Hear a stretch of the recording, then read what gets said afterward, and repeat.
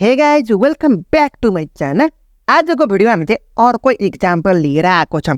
Do र while लुपको अर्को इक्जाम्पलको बारेमा कुराकानी गर्नेछौँ। योभन्दा अगाडिको भिडियोमा म तपाईँलाई अलरेडी एउटा डु र वाइलको 3 एड्रेस कोड कसरी पत्ता लगाउने त्यसको बारेमा एउटा भिडियो प्रोभाइड गराइदिएको छु, जुन चाहिँ डु र वाइलको केसको लागि। र तपाईँलाई त्यो भिडियो हेर्नुभएको छैन भने प्लेलिस्ट चाहिँ चेक गर्न नबिर्सनु भने। ल पहिला चाहिँ तपाईँलाई चाहिँ सेन्टेक्स जानुपर्ने हुन्छ। योभन्दा अगाडिको भिडियोमा पनि कुराकानी गरेकै थिएँ। ल पहिला अब डुको कुराकानी गरौँ न त। डुको कसरी काम गर्नुपर्ने रहेछ भन्दाखेरि हामी चाहिँ सेन्टेक्सको थ्रु नै जान्छौँ। डु हुन्छ, त्यसपछि भित्रको काम हुन्छ, त्यसपछि वाइल हुन्छ, त्यसपछि कन्डिसन हुन्छ।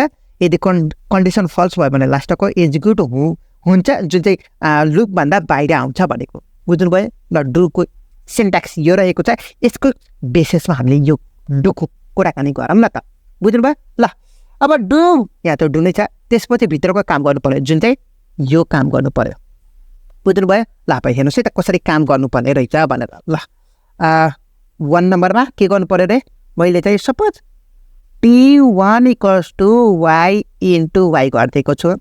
2 नम्बरमा T2 = यो चाहिँ तपाईँहरूको T1 + z गरिदिएको छु।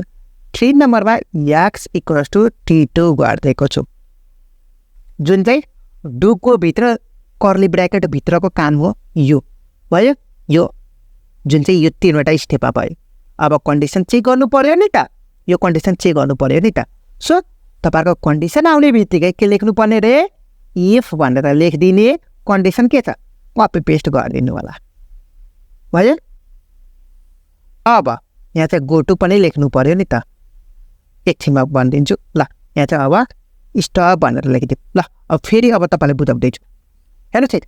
डु छ, भित्रको काम गर्नु पर्यो, कर्ली ब्र्याकेटको भित्रको काम गर्नु पर्यो, जुन चाहिँ अलरेडी हामीले यो 3वटा स्टेपमा क्यालकुलेट गरेको छौँ। त्यसपछि वाइल हुन्छ कन्डिसन चेक गर्ने। यदि कन्डिसन चेक गर्दा ट्रु भयो भने माथि जाँदो रहेछ। सो यदि यो कन्डिसन ट्रु भयो भने कहाँ जानु पर्यो रे, 1 नम्बरमा जानु पर्यो। यदि यो कन्डिसन फल्स भयो भने डाइरेक्ट स्टप गरिदिने, बुझ्नुभयो।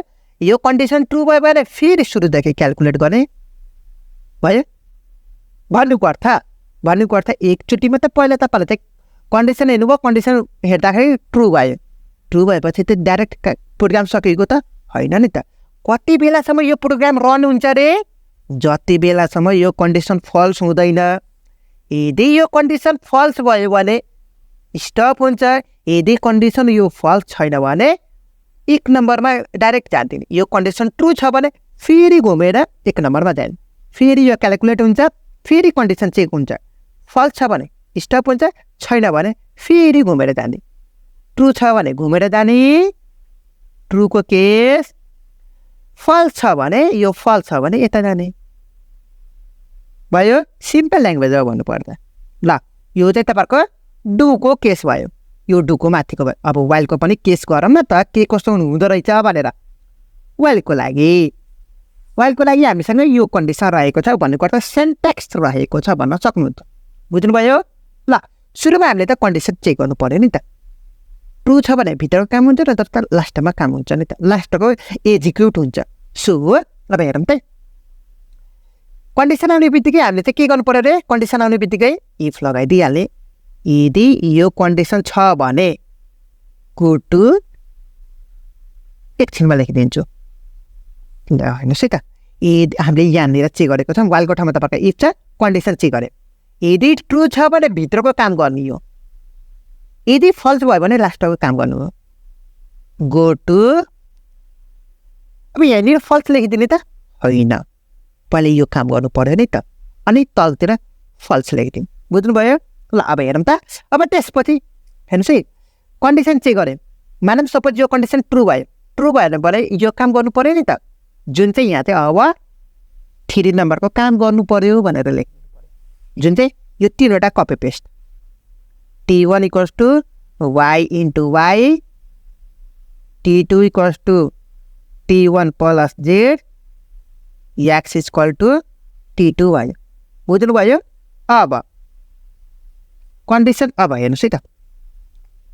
अब यहाँ चाहिँ मैले स्टप लेखिदिएँ, यहाँ चाहिँ फेरि गो टु 1 लेखिदिन्छु। म तपाईँलाई बुझाइदिन्छु, चिन्ता गर्नु पर्दैन। ल हेर्नुहोस् है त, यदि यो कन्डिसन ट्रु छ भने डाइरेक्ट 3 नम्बरको स्टेपमा आएर काम गर्छ।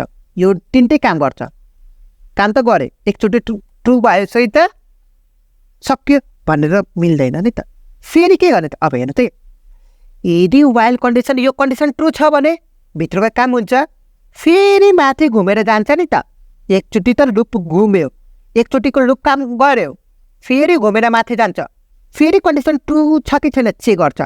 ट्रु छ भने फेरि भित्रको काम गर्छ, फल्स छ भने डाइरेक्ट लास्टको काम गर्छ। बुझ्नुभयो? हेर्नुहोस् है त, कन्डिसन ट्रु भयो डाइरेक्ट 3 नम्बरको काम गर्ने भयो। यो कन्डिसन ट्रु भएपछि डाइरेक्ट 3 नम्बर काम गर्छ, यो 3वटा स्टेप क्याल्कुलेट गर्छ, फेरि 1 नम्बरमा गयो। एकचोटिको कन्डिसन, यो कन्डिसन ट्रु भएपछि एकचोटिको 3 नम्बरको क्याल्कुलेट गरे, फेरि यो 6 नम्बरलाई कहाँ पठाएको छ? माथि पठाएको छ। गो टु 1 भनेपछि माथि पठाएको छ, फेरि चेक गर्छ यो कन्डिसन ट्रु छ कि छैन।